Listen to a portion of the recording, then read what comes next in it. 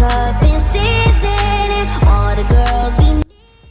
Hey y'all, it's SJ. I'm back at it again with another video. And I feel like we should just get right into it. But please, before we do that, like, comment, subscribe, share. You already know the who, especially your grandma, because she gonna love me the most. Hi, my name is Casey Fisher, and I'm so excited to be able to share just a little piece of wisdom with you all. One thing that I would say is very important is making sure that you explore. It's so important as you grow to challenge your mind, challenge yourself, and explore new things so you know what your interests are. If you like cooking, dabble into baking. If you like being outside and outdoors, maybe it's camping and adventuring that you would like to do, some hiking maybe. But push to learn more about the things that pique your interest so that you can prepare yourself for your future. I wouldn't look for no man. I would ask God, place a man in my life. And the man should say, God, please place a good woman in my life. That's why they call them a helpmate. Somebody's going to work with you. Somebody's going to help you. When you're feeling tired, they're going to build you up. When they're feeling tired, you're going to build them up. It's not about women cook and men do the yard or men work hard. It's about working together. My husband and I would go home dead tired from our jobs. Yeah. And we would go out in the yard and work together. I'd make a big thing of iced tea and we'd laugh, play our music, and do our yard. And you know, on the weekend, Friday night to Sunday morning, we did everything together, including church. God has to be in the middle of everything. Yeah. Whether it's Yahweh or Benihana or Jesus Christ. I mean, my preference is Jesus Christ, who's my Lord and Savior. I believe he came and died for me, but everybody don't see that. Yeah. I don't believe in catalytic existence. I didn't go to college, you know, because I've been sick all my life and kept having heart attacks and stuff from a young child. But the doctors have said I wouldn't live to be 13. I'm 75. Period. So man ain't got no power. Mm-hmm. So if you want a good man, you keep doing what you're doing, you know, trying to slim, stop the snacking. Like, and I know how you said your husband, you like just started to dress him and stuff, but like. But we agreed. I never put nothing on him that he didn't agree to. I didn't just go buy him clothes. Yeah. We went together, and he liked my taste. And when I saw that he liked my taste, because where he came from, military for 18 years, from Virginia, you know, they didn't know nothing. Yeah. You know, he was a biker. So all he wore was, he had real long, like curly hair, like he had a Jerry curl. Oh. And I used to braid his hair going back. And he wore real tight jeans because he was a biker, which I know didn't fit in my arena because tight pants wasn't on the man. And so, and he wore glasses, but he got with me and sometimes he would alternate to contacts. He would see the looks he got from a different class of women. He was, after he left his ex-wife down in Virginia, he was married twice, and both of them was ho-hos. They both got pregnant while he was in service, and it wasn't his. So he wasn't looking for no wife, and I wasn't looking for another husband. Yeah. God put us together, because God, that's the thing. You have to find a man or a woman ordained by God. Don't go looking, trying to ask God for what you want. If you want a husband or a man in your life, say, God, you know what I need, you know what I want. Please help me find my helpmate. And the Bible says help meet. That means you want somebody that's going to work with you. Somebody's going to help you. Somebody's going to help you grow, help strengthen you up where you're weak. God can build you up by himself. You don't need no help. So you want a man that compliments you, or you want a woman to compliment the man. You have to answer to God for all your answers, because God loves you. He just don't love the sin. I'm in no position to judge anybody, because the word says, judge ye not, lest ye be judged. But your younger generations, y'all so quick to jump off of words and titles. I actually made more money than my late husband. but he caught up with me in many ways financially. But one good thing he was a darn good bill payer. He took care of his business. We worked together and we budgeted out the money so that what was better for me to pay, I paid. What was better for him to pay, so that we didn't get behind. When he got sick, we had over $100,000 saved up because we were going to retire that year and go live in Hawaii where he had been stationed for a while, for at least 6-7 months. But I wound up paying all that for his medical stuff. I wound up using a lot of his retirement monies and stuff for him that left me with nothing. And then he had the wrong insurance on the house, so here I am having to work at 75 years old because I kept asking, babe, are you sure you got the right insurance? I got it, babe, I got it. He had never owned property before, but I had. And was I gonna keep fussing on him because I think in my heart I knew he didn't, but I didn't press it. But if that's the only thing in 30 years I can be upset with him about, that he didn't have the right insurance and the house isn't paid for, I'm still trying to find a way, since it was a VA loan and not my loan, to get from up under that, because I was paying his student loans after he died and everything. And my son said, what are you doing? And he showed me, because that's what he does, how not to pay all those. And I got from up under all that, but I need to get from up under this mortgage, and then I can retire. Okay. You have to know your arenas. You have to fight your battles, but you have to pick and choose your battles. And if this man is making you work double time or triple time, or vice versa, because women are just as skanky and bad as some of these men nowadays, then if you pulling all the weight, you're going to start resenting. Yeah. And if he's messing around, there's going to be telltale signs. Why are you going to marry somebody thinking you're going to change them? You can't change nobody. Your name ain't God. When you start living worthy of that man, he'll bless you with a good man. And you don't have to argue over truth and fact. Because if you have to argue over it, it ain't worth it, the conversation. Because my husband and I, we would sit and talk, and my friends, we would walk and hold hands and talk like little schoolmates and stuff. And my friend that we sang in his gospel group would say, oh, here come my two little retarded friends. Am I happy because my husband's gone? No, because God saved the best for last. But sometimes, like this weekend, I got real depressed and I cried, because I miss him, because I never saw us separated. Because I had been so battered and mistreated by two men in the past. I didn't know what it was. I was afraid of him because it was unreal. But he had been mistreated with two in the past. Wow. And so when God brought us together, it was like somebody threw me a life, and so he threw him one too. And neither one of us was looking for another marriage. And I'm telling you, that's the best thing that ever happened, next to Jesus.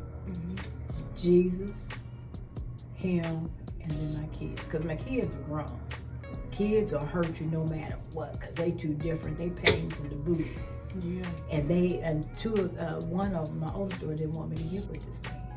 My son and my youngest daughter didn't care. They liked him from day one. They said, Mama happy, leave her alone. Yeah. But they was watching. They would have beat him up. But I'm going to tell you something. They loved him. Even my oldest daughter, who don't like no steps, she said that was the best stepfather in the world. She told him at his funeral. She said that was a real man, and he prepared her. We all think he knew he was dying because he prepared her with my house on what to do, where things were, if something happened to him or when something happened to him. And he became a deacon in the church with me. He had never been a deacon before, but he was adopted. He never knew who his father was. His mother gave him and his older sister up, which would have made him a bitter man. Yeah. And those no good wives he had, it made him grow. He had the fundamentals. All I had to do was dust him off, clean him up, and let him see how he shined and how he sparkled. Because the better you build them up, the better they're going to be for you. It's no competition. And if you got to compete, it ain't worth being with. If they make you cry, don't be with them. If they don't work and take care of their business, they don't have to go to college, but they got to work. They got to do something. There ain't no free rides. At all. And why do you young girls like giving up the cookies without a glass of milk? You know, maybe not you, but there's a lot of women think that if a man ain't beating you, he don't love you. If he ain't screwing your brains out, he don't love you. It's the other way around. Like, now you can give me a live plant, a greenery plant, and I'll take it home and put it on my fireplace. But these kind of flowers, no. But I accepted them because she gave them to everybody. But my man is still honey on the moon, you know, because he sleeps by me every night, his cremains. And every night before I go to sleep, I kiss him goodnight. And our number is 3, Father, Son, Holy Spirit. So I kiss him, 1, 2, 3, 1, 2, 3, 1, 2, 3, 2, 2, 3, 2, 2, 3, 2, 2, 3, 3, 2, 3, 3, 3, 2, 3, 3, 2, 3, then 3 times. Every night and every morning, I kiss his cremains container. Every night. And then I get upset and don't want to travel nowhere because I don't want to leave him. Everybody's been joking about, well, bring him with you. Yeah. You know they got like a necklace where you can put some of I know, but I ain't separating nobody's. I want all of him the way he is. I don't want to be segmented. And so I'm not going to segment him. And he and I talked about what we wanted and didn't want. And then when I die, Valerie Walker over, she's going to take our cremains. She's one of the few people I trust to do it, but she's going to pour our cremains together in this container I bought.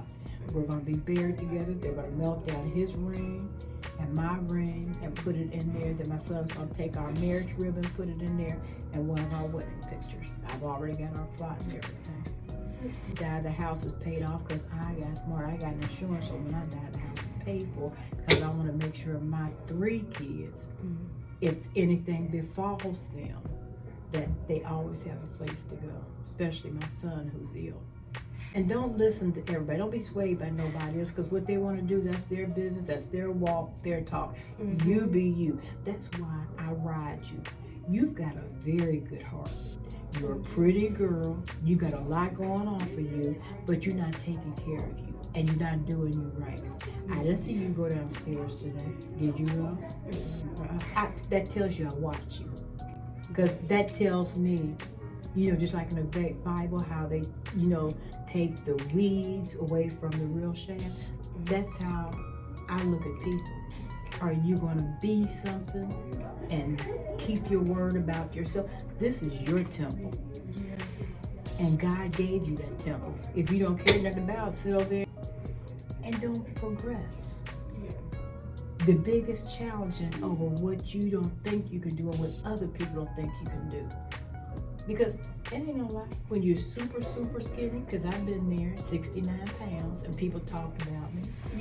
And they thought I was on drugs or crack, and you overweight, they think all you do is eat. Well, you don't eat like that, at least not here. But you still have to set a regular diet and water and exercise. And as a nurse with heart disease, it ain't worth it. One day you're gonna want to have babies and stuff. Right? Maybe. I mean, I don't know. Yours ain't like 5. Ooh. You than me. I mean, but I raised over 60. But they weren't mine. Me and my late husband out of our pocket. My kids would bring home people spend the night, they didn't go home. Sometimes we have 15, 20 kids in our house at a time spending the night. And I cook great big pots of food. I love kids. That's my ministry. So I need you to start working on you and doing you. Promise you. And even if I drop dead today or tomorrow, I want you to put this in your spirit and hold it.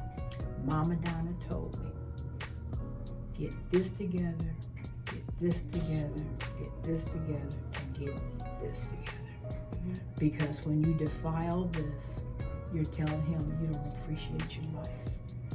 You got a lot going on. I see so much potential in you. And you need to eventually go back to school. I am. For what? Well, I want to do business. I want to. Do you know that my daughter's consulting business helps people grow their business? Really? Not financially, she just guides you meticulously. If she sees that you're saving money and you're putting your things in place, where did you graduate from? Joplin. Okay, so you have your diploma? Get your ass in school. I know I am. I'm trying to wait. You am. You trying to wait. That's 2 negative words. I am. I'm trying to wait. For what? How old are you? 22. Girl, if you don't get your ass in school. I am. I'm enrolling this year. Where? It's called a beta. There's a lot of scholarships you can apply for. They even have scholarships for people that are overweight or underweight. They have scholarships for people who are caregivers. Like you're a caregiver, you take care of your mom. Yeah. You need to get with the library and look at that book of grants. You don't want no loans. You want grants or scholarships. Handle your business. And like when I see you serious, I'll give you my daughter's number. Because she likes to hear young people talk about what they want to do. But it's put up or shut up. I don't like this. Yeah. Because then you just spewing shit. Martha. This is another thing I want to do. Like, I'll do YouTube. Do you? Don't put me on there. You don't want to be on there? I don't care. You put me on there. Because I got a question. You know, I think that one step at a time. Because just like a baby has to crawl to strengthen up his body and coordination.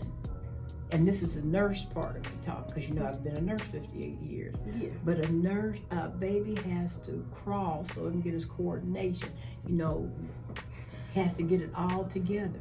And then once it starts getting up and it feels self-confident, not because the parent wants him to get up and walk, babies know when they're ready, because all babies are afraid of falling. Yeah. And so as they do that little step thing and hold on to things for the support and stuff, they get stronger and stronger.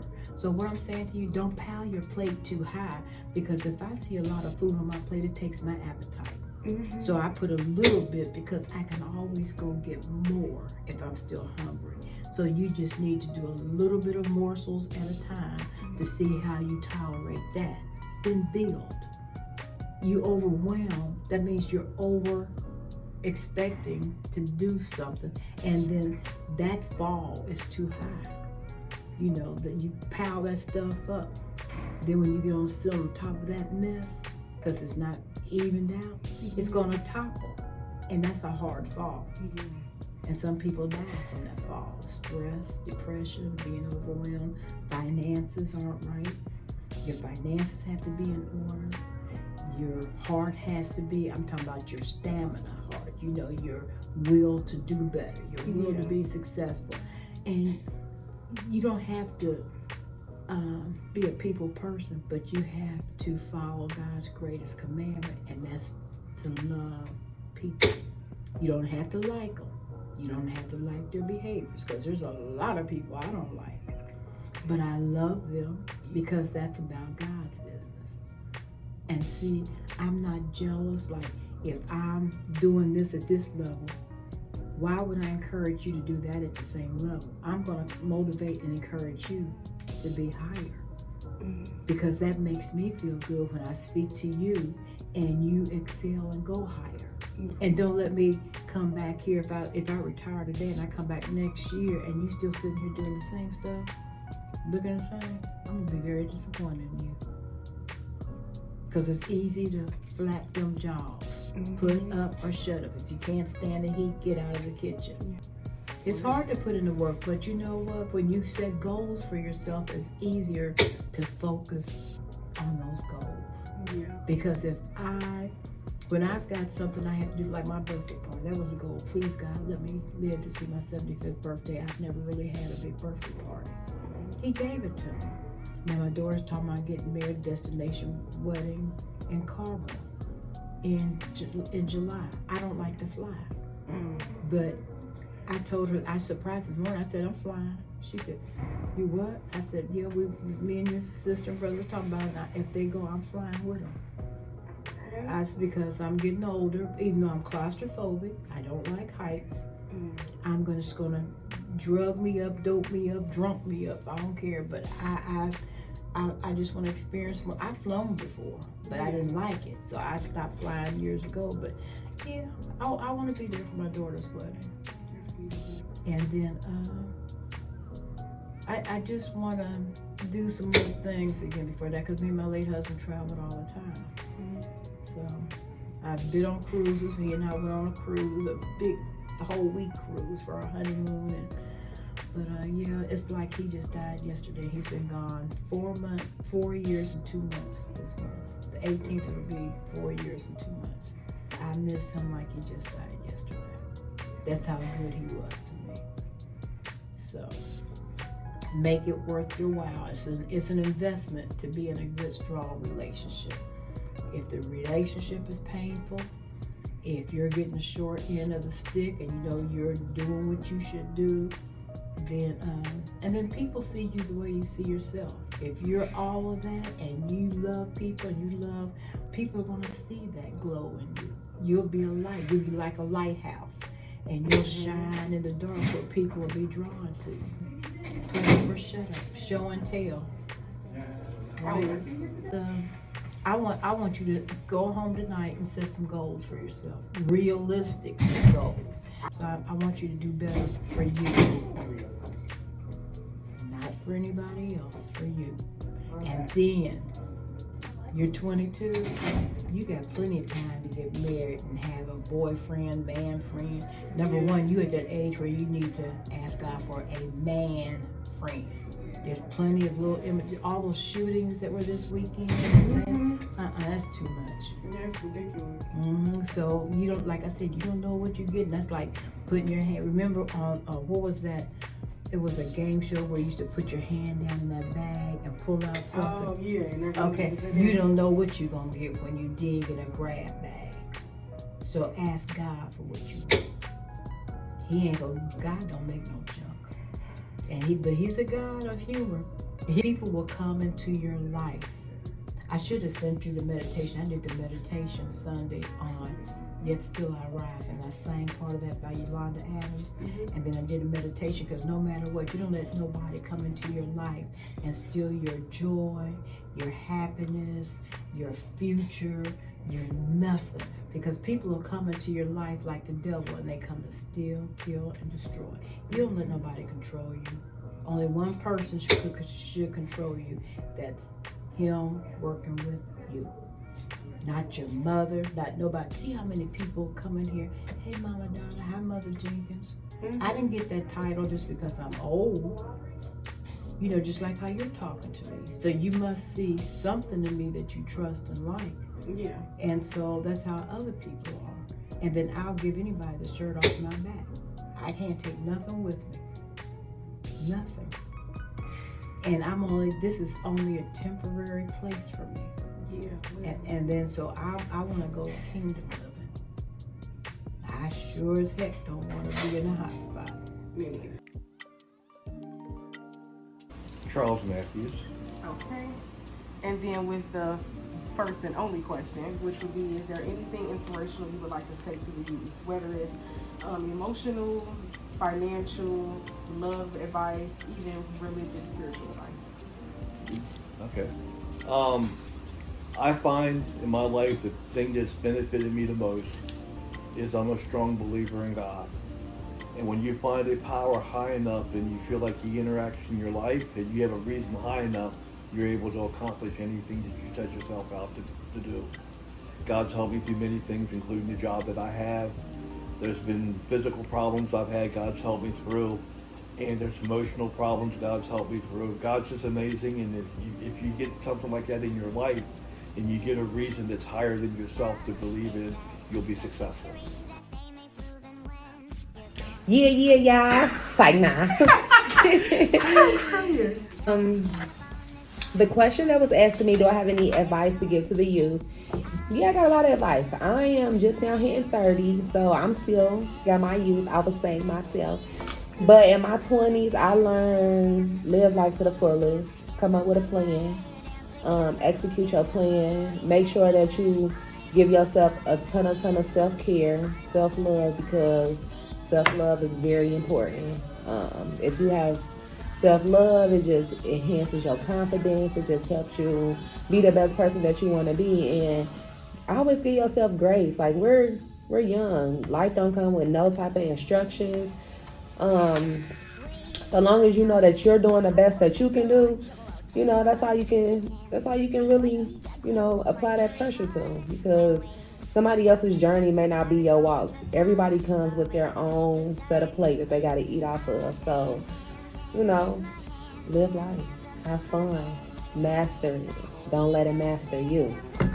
You take a back up to the